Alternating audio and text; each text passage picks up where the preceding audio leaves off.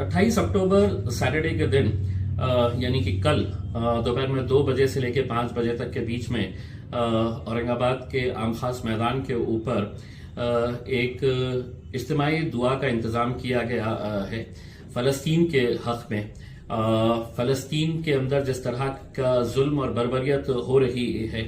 Israel और जितने भी उसका साथ देने वाले मुल्क है वो किस तरीके से हर रोज़ बेगुनाह फ़लस्तीनियों का कत्लेआम कर रहे हैं और उसमें ज़्यादातर जो है वो छोटे छोटे बच्चे हैं,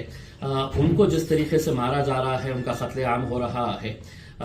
उसकी निंदा करने के लिए, उसकी मजम्मत करने के लिए और ये जताने के लिए कि ये जुल्म